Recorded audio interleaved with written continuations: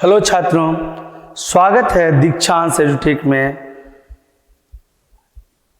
आज वर्ग 7 के लिए विषय हिंदी में पाठ कबीर वाणी लेकर आए हैं, जिसका पहला पार्ट 1 हम लोग ऑलरेडी पढ़ चुके हैं।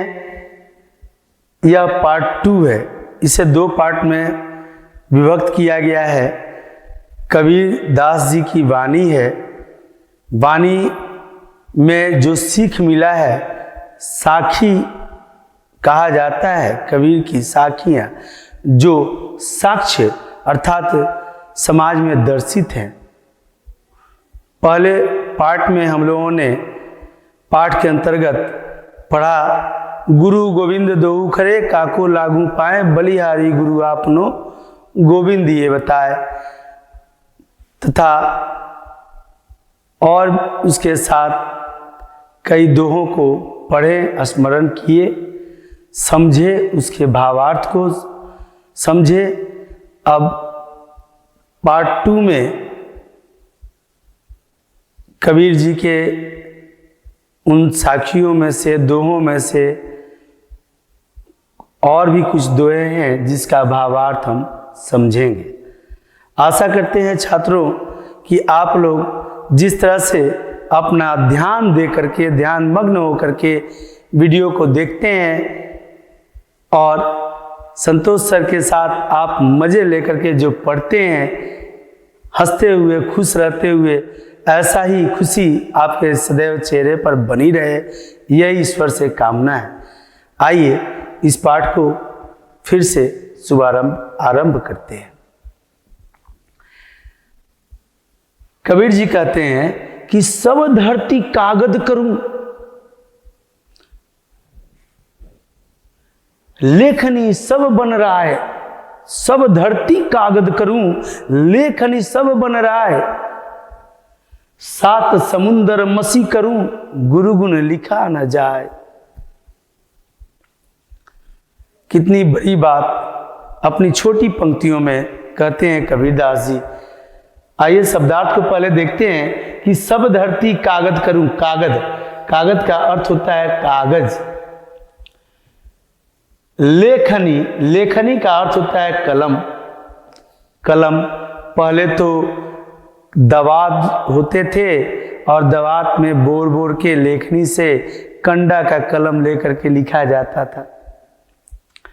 धीरे धीरे रूपांतरण होते गया, हमारे परिधान बदले, हम बदले, हमारा रूप रंग बदला, रचनात्मक और क्रियात्मक गतिविधियां बदली, विचार भी बदले, लेकिन वह विचार जो उस समय इस प्रसंग को दर्शाते थे, वह आज भी दर्शित होते हैं। अर्थात वह विचारों में से हमारे कुछ तो बदले, कुछ नहीं बदल पाए।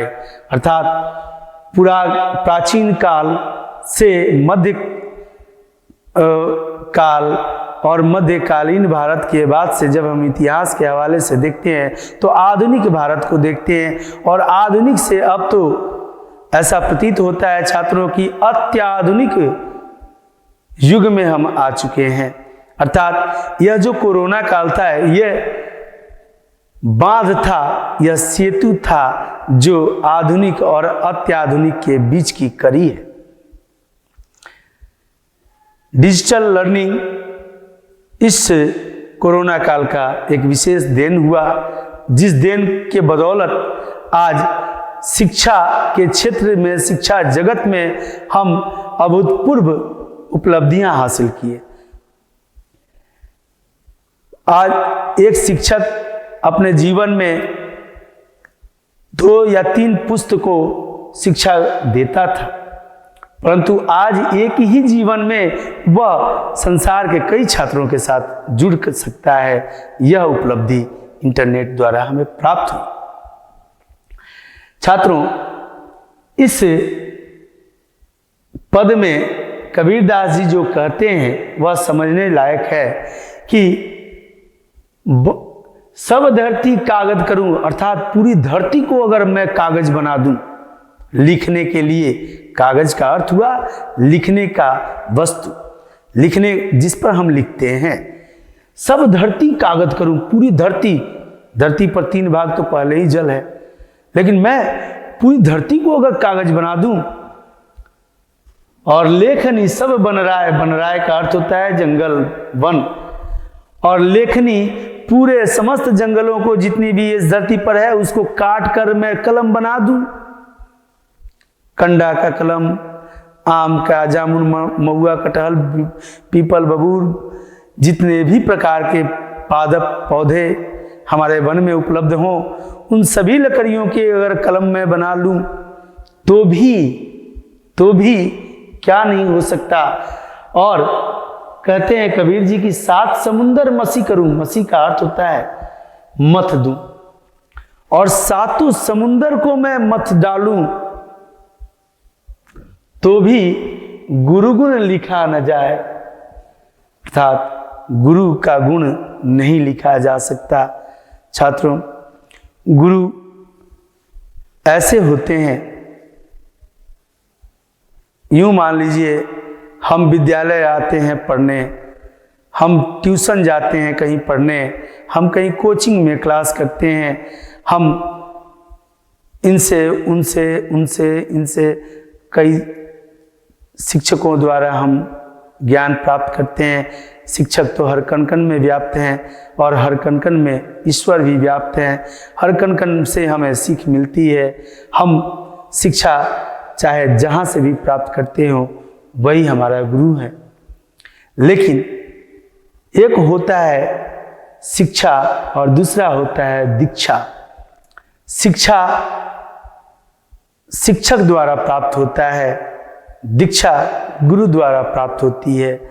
दीक्षा वह शिक्षा है जिसमें संस्कार निहित होता है, अर्थात संस्कार संबद्ध शिक्षा को ही दीक्षा कहा जाता है, जिसमें संस्कार के साथ हो। अर्थात हमारे पास शिक्षा है, लेकिन उसका उपयोग कहाँ करना है, उसका प्रयोग कहाँ करना है, यह हमें नहीं मालूम। यह पता तब चलता है जब गुरु द्वारा दीक्षा प्राप्त होता है। अतः जीवन में, हमारे कर्म क्षेत्र में गुरु द्वारा दी गई यह दीक्षा ही पर्याप्त नहीं होती, बल्कि उसके अंतर्गत हमारी सोच, हमारी विचार, हमारी भावनाएं उसमें प्रयुक्त होती हैं। और निसंदेह यह भावनाएं हमारे गुरु द्वारा दी गई दीक्षा में संस्कार को दर्शाती है। इसलिए गुरु का यह दान कहलाता है। शिक्षा दान महादान कहलाता है, और यह महादान कहीं मार्केट, किसी बाजार के किसी दुकान पर बिकती नहीं।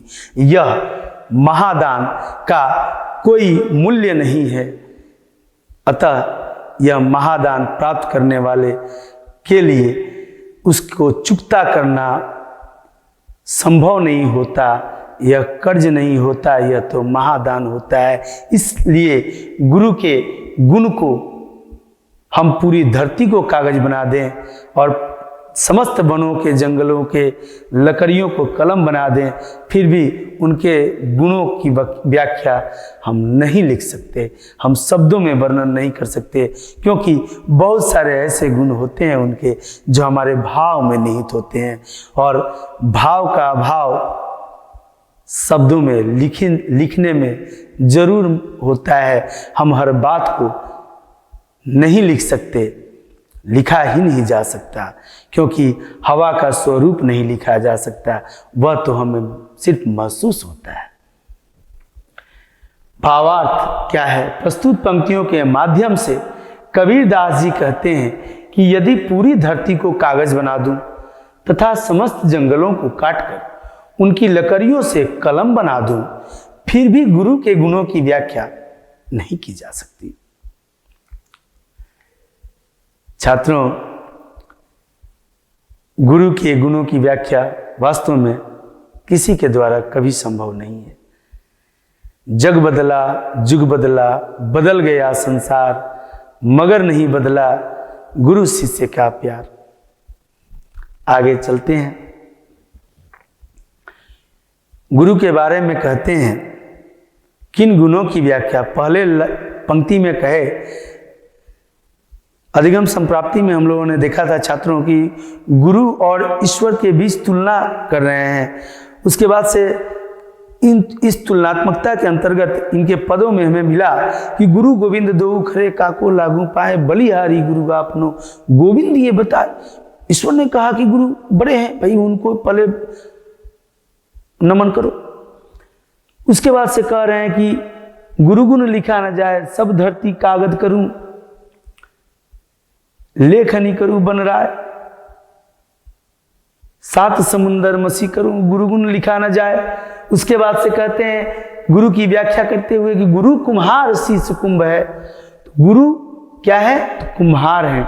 कुम्हार जो चकले पर मिट्टी को रख करके उसके बर्तन बनाते हैं, दिया आदि घड़ा बनाते हैं, वह कुम्हार है। और शीश कुंभ है, शीश शिष्य, शीश का अर्थ है शिष्य।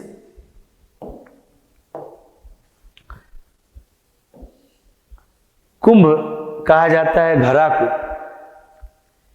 अर्थात गुरु कुम्हार है और कुम्हार घड़े को बनाते हैं, अतः शीश कुंभ है, घड़ा है। गुरु क्या है? कुम्हार है और शिष्य क्या है? कुंभ है। अर्थात कुम्हार कुंभ को बनाते हैं, गुरु शिष्य को का निर्माण कर रहे हैं। गढ़ी गढ़ी माने गढ़ कर बनाकर, खोट माने कमियां, गढ़ी गढ़ी काढ़े खोट, गढ़ी गढ़ी माने बनाकर उसमें खोट माने कमियां, गढ़ी गढ़ी का मतलब बनाकर गढ़कर, और काढ़े खोट मतलब कमियां। माने गुरु कुम्हार की तरह होते हैं और शिष्य कुंभ की तरह अर्थात घड़े की तरह होते हैं। और कुम्हार क्या करते हैं? घड़ा को जब बनाते हैं तो बनाने के बाद से कभी इधर से कभी इधर से, कभी घुमा के, कभी नीचे से, कभी ऊपर से, ये देखते रहते हैं कि कहीं टेढ़ा तो नहीं ना हो रहा है। तो गढ़ी गढ़ी काढ़े खोट माने बना करके काटते हैं खोट, उसमें कमियां निकालते हैं। अंतर का अर्थ होता है अंदर। हाथ, अंतर हाथ सहार दे, सहार मतलब सहारा देना। और बाहर बाहे चोट, बाहर बाहे चोट, बाहे अर्थात मारे। भावार्थ है छात्रों, प्रस्तुत पंक्तियों के माध्यम से कबीरदास जी कहते हैं कि गुरु कुम्हार की तरह होते हैं और शिष्य कुंभ घड़ा की तरह। जिस प्रकार कुम्हार अपने कुंभ को बनाते समय घड़े के अंदर हाथ की सहायता से ऊपर चोट दे देकर घड़े को सुंदर आकार देता है, ठीक उसी तरह गुरु भी अपने शिष्य को पूर्णता प्रदान करने के लिए ही अनुशासन की चोट देते हैं। पूर्णता प्रदान करने के लिए ही अनुशासन की चोट देते हैं। अर्थात अनुशासन उन सभी चीजों को कहा जाता है जो आपके मार्ग को प्रशस्त करने में उपयोगी सिद्ध होता है। यूं समझें छात्रों कि एक कुम्हार अपने घड़े को क्यों सुंदर बनाना चाहता है। एक आध घड़ा उसका टेढ़ा भी हो जाए तो क्या बिगड़ जाए, 100 घरों में से एक आध घड़ा टेढ़ा भी हो जाए तो क्या बिगड़ जाए, बिगड़ जाता है। उसे आत्मसंतुष्टि नहीं मिलती। क्यों? वह क्या चाहता है कुम्हार? वह ये चाहता है कि मेरा घड़ा, बनाया हुआ घड़ा सुंदर हो,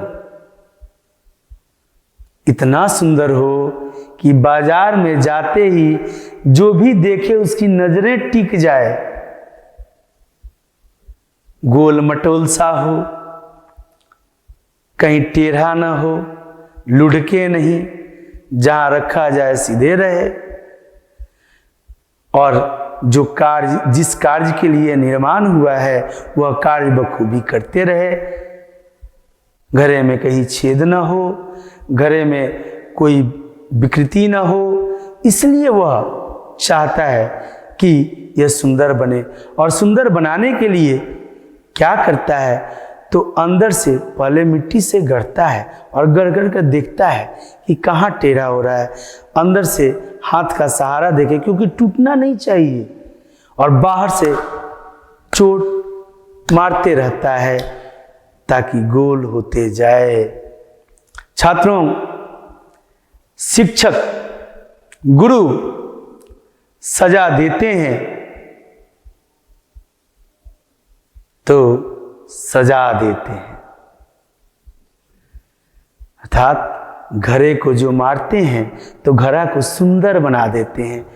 आप देखे होंगे सजा दो तरह से लिखा जाता है।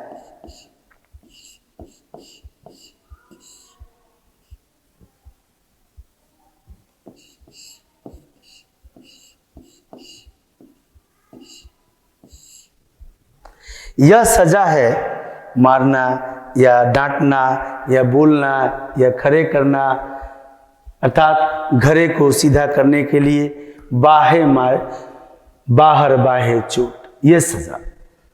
और ये जब सजा देते हैं शिक्षक तो सजा देते हैं यानी सुंदर बना देते हैं घर को, जिस तरह से सजा देते हैं।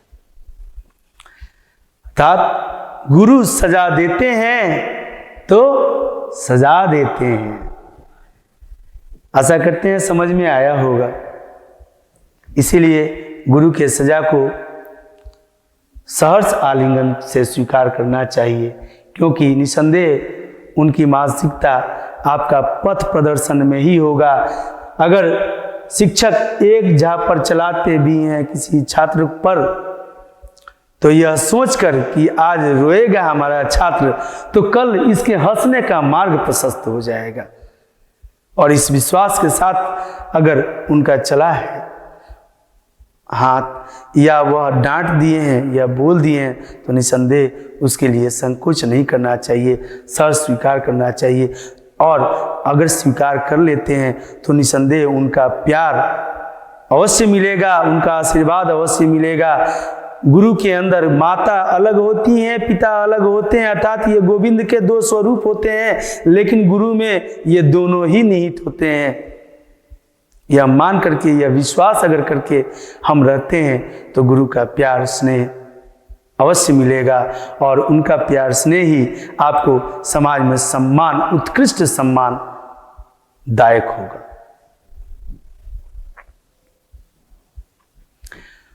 सोना सज्जन साधुजन, सोना सज्जन और साधुजन टूटी जुरे 100 बार। सज्जन माने अच्छे व्यक्ति, टूटी का अर्थ होता है टूटकर, जुरे मतलब जुड़ते हैं। दुर्जन कुंभ कुम्हार के, दुर्जन कुंभ, कुंभ का मतलब घड़ा जानते ही हैं आप। दुर्जन कुंभ कुम्हार के, दुर्जन का अर्थ होता है बुरे व्यक्ति या बुरा वस्तु। दुर्जन कुंभ कुम्हार के एके धक्का दरार, दरार मतलब टूट जाना। अर्थात क्यों चाहते हैं, गुरु तो कुम्हार जैसे होते हैं, तो कुम्हार का जो कुंभ होगा वह अगर दुर्जन होगा, सज्जन नहीं हुआ, तो क्या उसको हानि पहुंचेगी। तो देखिए कहते हैं कबीर जी, अब इस भावार्थ में स्पष्ट होता है कि प्रस्तुत पंक्तियों के माध्यम से कबीरदास जी कहते हैं कि सोना सज्जन और साधुजन, सोना जिसकी बालियां, नेकलेस आदि इत्यादि बनाए जाते हैं, सज्जन जो अच्छे व्यक्तित्व के धारक होते हैं व्यक्ति लोग, साधुजन जो सात्विकता को अपनाए रहते हैं। टूटी जुड़े 100 बार, टूटने पर 100 बार भी टूटने पर जुड़ जाते हैं फिर से। कौन कौन, तो सोना, सज्जन व्यक्ति और साधुजन, यह कई बार भी टूटते हैं तो जुड़ जाते हैं।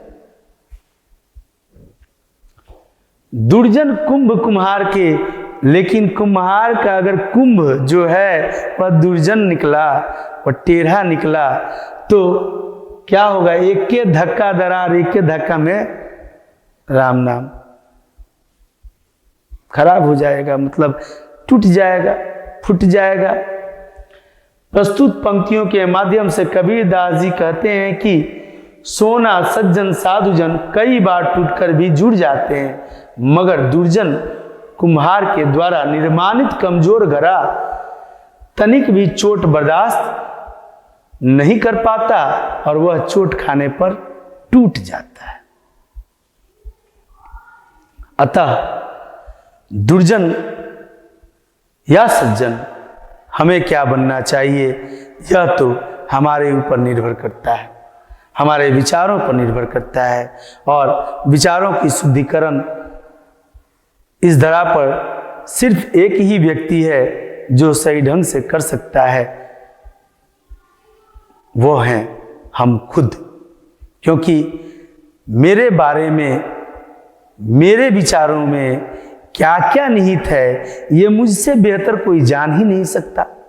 हम तो कहेंगे तब ना कोई जानेगा, लेकिन जब तक हम कह नहीं रहे हैं तब तक हमारे अंदर ही निहित रहता है। अतः अगर हम वह व्यक्ति हैं जो अपने विचारों को यथोचित जानते हैं, तो उनमें आने वाली त्रुटियों को हम ही वह सबसे बेहतर व्यक्ति हैं जो दूर कर सकते हैं। अतः हमें सज्जनता की तरफ जाना चाहिए। यह सब बातें हमें अपने जीवन में अग्रसर होने के लिए महत्वपूर्ण सिद्ध होता है, अतः इसे अपने जीवन में उतारना चाहिए। आइए आगे चलते हैं बाबू। साधु की व्याख्या करते हुए कबीर जी कहते हैं कि साधु ऐसा चाहिए जैसा सूप सुभाए। सूप आप देखे होंगे अपने घरों में, धान गेहूं आदि में मिट्टी के कण या कुछ मिल जाता है, कुछ मिले हुए रहते हैं, तो उसको घरों में दादी या माँ फटकती हैं। फटक के जो चीज़ चाहिए हमें वो सूप में ही रह जाता है, और जो अपशिष्ट पदार्थ हैं जिनकी आवश्यकता हमें नहीं है वो सूप से बाहर फेंक दिया जाता है। ठीक उसी तरह से साधु ऐसा चाहिए जैसा सूप सुभाए। सूप जैसा उसका स्वभाव हो, सुभाए का अर्थ होता है स्वभाव। सार को गही रहे, सार माने तत्व, तत्व को गही रहे, गही का अर्थ पकड़े रहे। थोथा दे युराए, और थोथा माने तत्वहीन वस्तुओं को हटा देता है। अर्थात साधु कैसा चाहिए, साधु ऐसा चाहिए जो सूप के स्वभाव का हो। अर्थात छात्रों, जो गुण है, साधु जो होते हैं वह दूसरे के गुणों को अवशोषित कर लेते हैं और अवगुणों को छोड़ देते हैं। साधु कौन? सात्विक विचारधारा। अर्थात हमें गुणों की आवश्यकता है और गुणों की नहीं। हमें जो लेना चाहिए वो लेते हैं, जो नहीं लेना चाहिए छोड़ देते हैं। ऐसा जो व्यक्ति करता है वह साधु। तो साधु ऐसा चाहिए जैसा सूप सुभाए, सार को गही रहे, थोथा दे युराए। अर्थात प्रस्तुत पंक्तियों के माध्यम से कबीरदास जी कहते हैं कि साधु का स्वभाव सूप के समान होना चाहिए, जो तत्व ज्ञान को महत्व देते हुए अपने अंदर रखकर तत्वहीन चीजों को बाहर फेंक देता है। अपने अंदर गुणों को रखकर अवगुणों को छोड़ देता है। यह गुणवत्ता साधु में जरूर होनी चाहिए। अगर है तो साधु है, नहीं तो निसंदेह मनुष्य के रूप में साधु तो नहीं है। अब उसके बाद जो है। आइए, दुर्बल को न सताइए, जाकी मोटी है। दुर्बल का अर्थ होता है बिना बल वाला। न सताइए, सताइए मतलब सताना, परेशान करना। दुर्बल को नहीं सताना चाहिए। जाकी, जाकी का मतलब उसकी, जाकी का अर्थ होगा उसकी।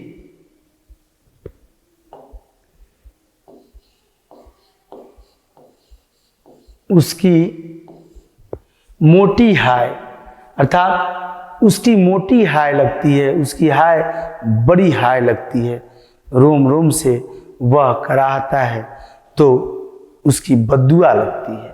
हाय का अर्थ होता है बद्दुआ। बिना जीव के श्वास ले लोह भस्म हो जाए। भावार्थ है छात्रों, हाय का अर्थ होता है बद्दुआ, लोह मन लोहा, भस्म मन राख हो जाना, जल के राख हो जाना। प्रस्तुत पंक्तियों के माध्यम से कबीरदास जी कहते हैं कि दुर्बल व्यक्तियों को नहीं सताना चाहिए, दुर्बल व्यक्तियों को सताना नहीं चाहिए, क्योंकि उनकी हाय, उनकी बद्दुआ अधिक लगती है। ऐसे दुर्बल व्यक्ति जो सिर्फ सांस पर जीवित रहते हैं, उनकी हाय से लोहा भी जलकर राख हो जाता है। छात्रों, इन वाणियों में, कबीर की इन वाणियों में कई तरह की ऐसी बातें हैं जिन्हें जीवन में संपूर्णता से उतारना मुश्किल है, लेकिन नामुमकिन नहीं।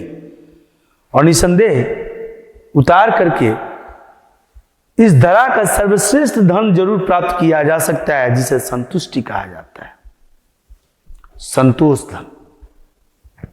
आइए आगे बढ़ते हैं। सांच बराबर तप नहीं, झूठ बराबर पाप।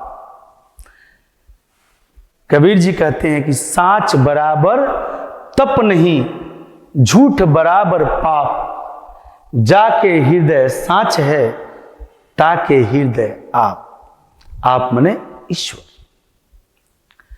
सांच का अर्थ हुआ सच, तप मने तपस्या, और हृदय का अर्थ होता है हृदय में, हृदय मने हृदय में। सांच बराबर तप नहीं, अर्थात प्रस्तुत पंक्तियों के माध्यम से कबीरदास जी कहते हैं कि सच बोलना तपस्या के समान होता है। आप अगर सत्य वचन बोलते हैं तो उससे कई तरह की बातें होती हैं, किसी को धोखा नहीं होता, कोई अंधेरे में नहीं रहता, किसी को किसी प्रकार की सुविधा नहीं होती। सांच बराबर तप नहीं, झूठ बराबर पाप, और झूठ बोलने के बराबर कोई पाप ही नहीं है। अर्थात सर्वश्रेष्ठ तप सत्य बोलना और सर्वश्रेष्ठ पाप झूठ बोलना। सांच बराबर तप नहीं, झूठ बराबर पाप। जाके हृदय सांच है, और जिसके हृदय में सत्य का वास है।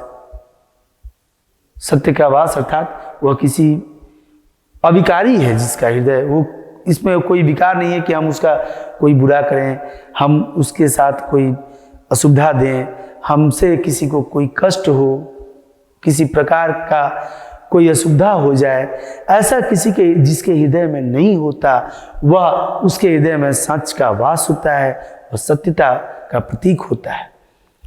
और वैसे ही हृदय में आप, ताके हृदय आप, अर्थात हे ईश्वर, आप वैसे ही हृदय में वास करने वाले हैं, वैसे ही हृदय में आप वास करते हैं। भावार्थ है, प्रस्तुत पंक्तियों के माध्यम से कबीरदास जी कहते हैं कि सच बोलना तपस्या के समान होता है तथा झूठ से बड़ा कोई पाप नहीं होता। जिसके मन में सत्य का वास होता है, उसी के हृदय में ईश्वर बसते हैं, उसी के हृदय में बसते हैं। छात्रों, यह कहने की बात नहीं है कि आज समाज में सत्य का स्थान कहाँ है। बड़े बड़े अक्षरों में लिखा होता है अदालत के गेट पर, अदालत के अंदर, सत्यमेव जयते। जहां कटघरे में खड़े लोग अपने अपने धर्म अंतर्गत धर्म ग्रंथों पर हाथ रख के और कहते हैं कि हम ईश्वर की कसम खाते हैं, हम अल्लाह की कसम खाते हैं, हम वाहेगुरु की कसम खाते हैं, हम ईशा की कसम खाते हैं कि हम सच बोलेंगे, सच के सिवाय कुछ नहीं बोलेंगे, और यही सबसे बड़ा झूठ बोलते हैं। सत्यमेव जयते का स्थान कहां है? अगर हमारे हृदय में सत्य नहीं तो हम सत्य को स्थान कहां दें? यह बात अत्यंत विचारणीय है, और आज जो हमारे समाज का स्वरूप दिख रहा है इसके लिए तो अवश्य ही विचारणीय वस्तु है।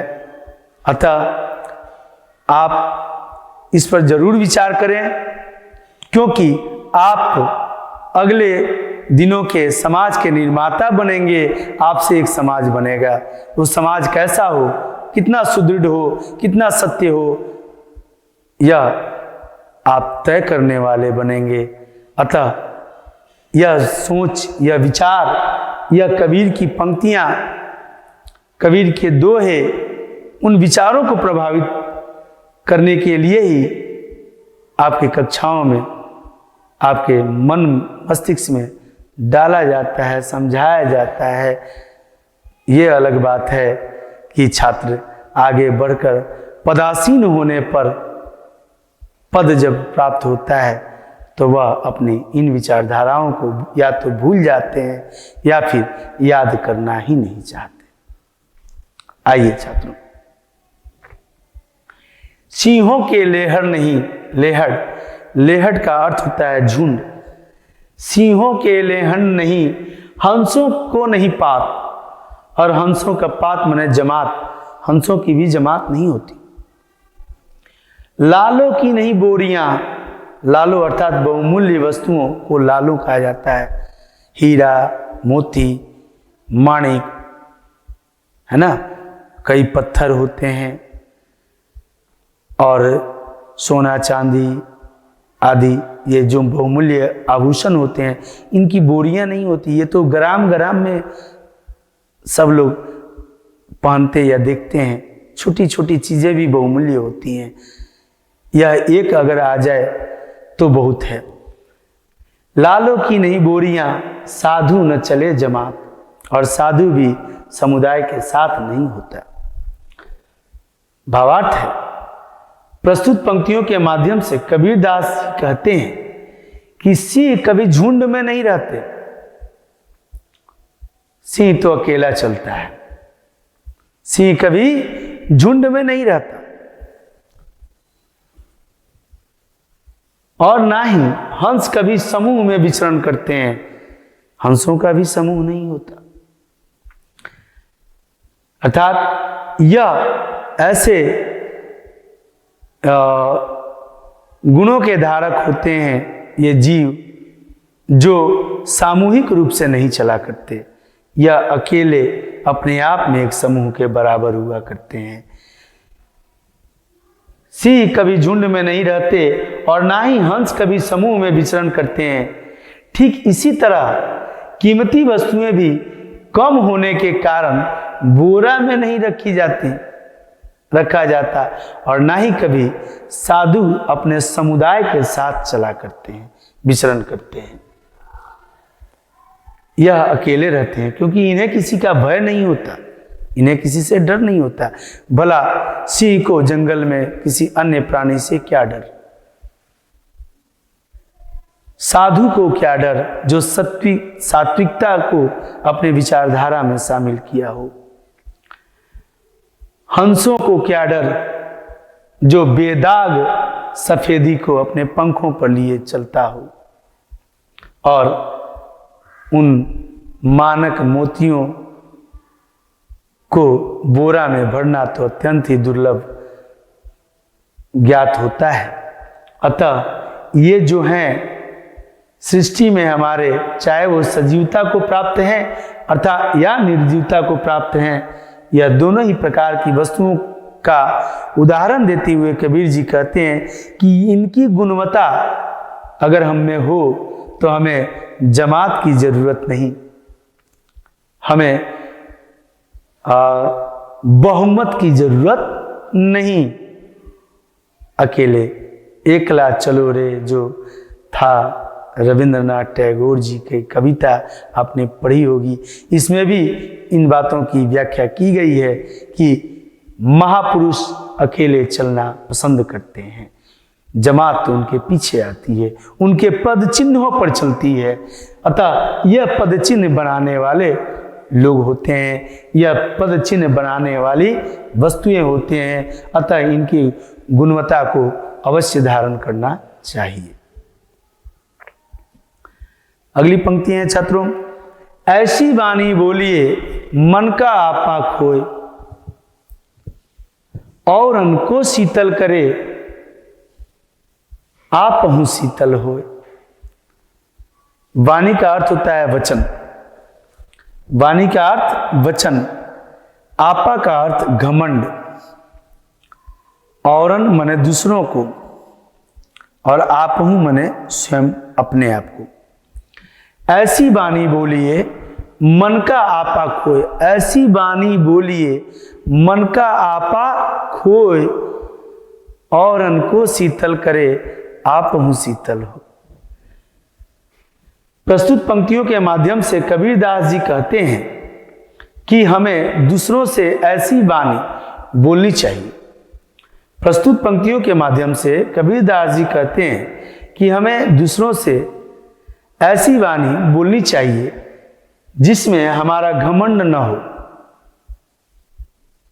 क्योंकि घमंड के न रहने पर वह वाणी दूसरों को तो सुख देता ही है, साथ ही साथ अपने आप को भी शांति का अनुभव प्राप्त होता है। अर्थात हमें अपने वाणी में कठोरता नहीं लानी चाहिए। अगर लानी भी चाहिए तो कितने हद तक लानी चाहिए, इसका हमें भान होना चाहिए, हमें ज्ञान होना चाहिए। हमें कब क्या और कहाँ बोलना है, इसका जरूर ज्ञान होना चाहिए, ताकि हम इस समाज में अपना उत्कृष्ट स्थान खो न दें, ताकि हम समाज को एक उत्कृष्ट पथ दिखा सकें। हमें कभी भी द्वेष ईर्ष्या के साथ अपने वचनों को नहीं बोलना चाहिए, और यह तभी संभव है जब हमारे विचारों का शुद्धिकरण रहे। अन्यथा ये द्वेष, ये ईर्ष्या, ये मानविक प्रवृत्ति हैं, और यह ऐसी प्रवृत्ति हैं जो निसंदेह प्राय हर मनुष्य में पाई जाती हैं। ऐसा कोई भी मनुष्य नहीं इस धरा पर जिसमें यह प्रवृत्ति के अंतर्गत न हो। इसे ही नगण्यता को प्राप्त कराने के लिए ही अपने विचारों की शुद्धिकरण करनी चाहिए। अर्थात ये हावी न हो जाए हमारे ऊपर, ये द्वेष, ये ईर्ष्या, ये क्लेश, ये सब में निहित है, लेकिन ये हावी न हो, इसलिए हमें अपने विचारों का शुद्धिकरण करना चाहिए। क्योंकि घमंड न रहने पर वह वाणी दूसरों को तो सुख देता ही है, साथ ही साथ अपने आप को भी शांति का अनुभव प्राप्त होता है।